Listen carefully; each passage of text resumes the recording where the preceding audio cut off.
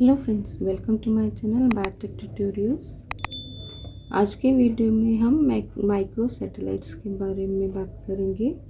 Micro satellites को हम SSR भी बोलते हैं, यानी कि सिंपल सीक्वेंस रिपीट्स, और हम एसटीआर्स भी बोलते हैं। एसटीआर्स मतलब शॉर्ट टैंडम रिपीट्स, और हम इसे एसएसएलपी भी बोलते हैं।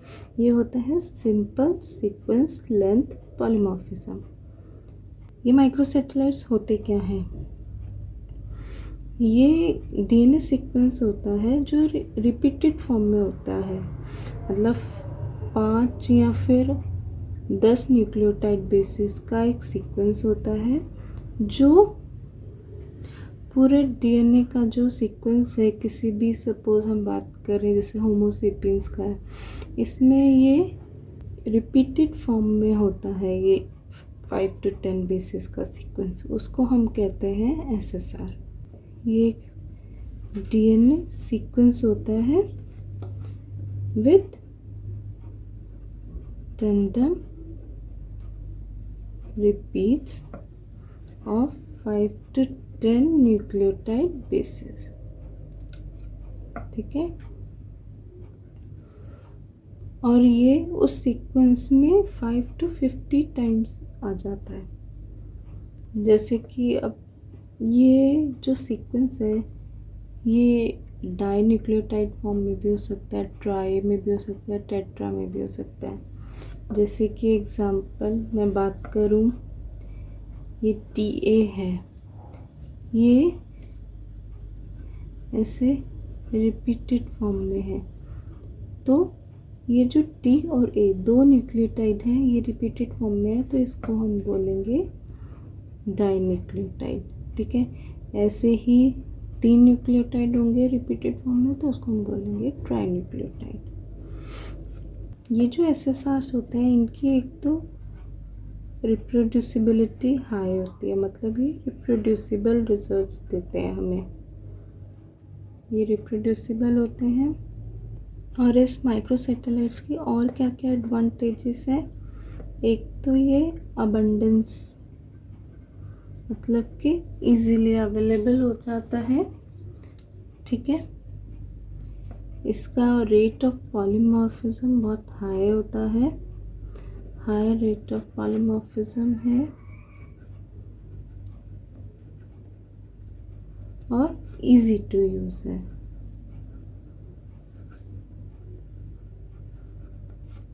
और ये मार्कर्स जनरली कोडोमिनेंट मार्कर्स होते हैं।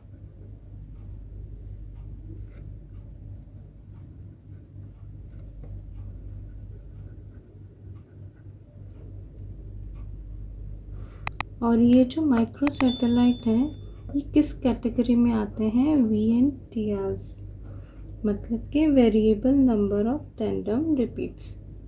ये एक ब्रॉड कैटेगरी है, उसके अंदर ये माइक्रो सैटेलाइट्स आते हैं। और ये जो है, इसका पॉलीमॉर्फिज्म रेट इसलिए हाई है क्योंकि इसमें क्या है कि बहुत सारे नंबर ऑफ रिपीट्स हैं, जिसकी वजह से वेरिएशन आ जाता है सीक्वेंस में।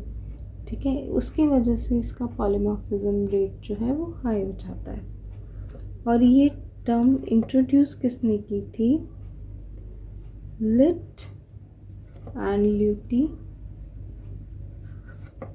1989 में।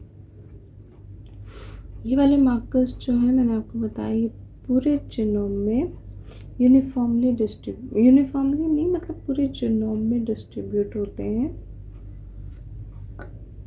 अब हम बात करते हैं कि प्रेजेंट कहाँ कहाँ होते हैं। अगर तो ये नॉन कोडिंग रीजन में प्रेजेंट हैं, ठीक है, तो ज़रूरी नहीं है उनका कोई एक स्पेसिफिक फंक्शन हो, बट वो क्या करते हैं, वो एक तरीके की म्यूटेशन कॉज कर देते हैं जो generation to generation carry forward होती है, और इस वजह से ये यूज़फुल हो जाता है डीएनए फिंगरप्रिंटिंग के लिए भी। ठीक है, और अगर ये माइक्रो सैटेलाइट मार्कर्स प्रेजेंट हैं रेगुलेटरी रीजन में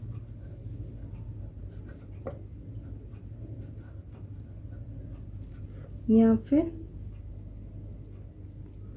कोडिंग रीजन में प्रेजेंट है।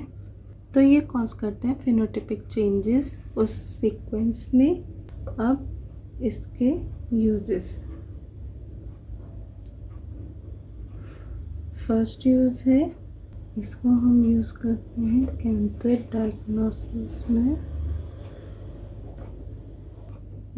कैंसर डायग्नोसिस में कैसे हेल्प करेगा कि इसकी हेल्प से हम पता लगा सकते हैं कि जो ट्यूमर है वो मतलब उसका लेवल क्या है, वो हम पता लगा सकते हैं।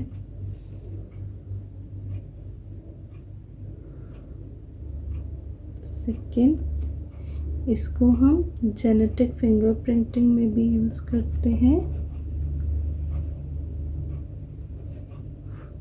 इसका एग्जाम्पल अभी मैंने आपको बताया था। थर्ड, इसको हम प्लांट ब्रीडिंग में भी यूज़ करते हैं, प्लांट ब्रीडिंग प्रोग्राम में।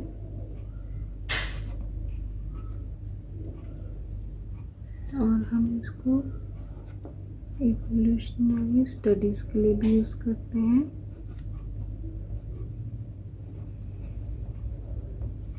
और लास्टली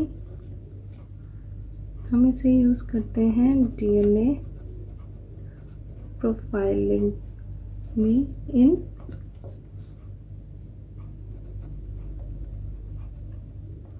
किनशिप एनालिसिस।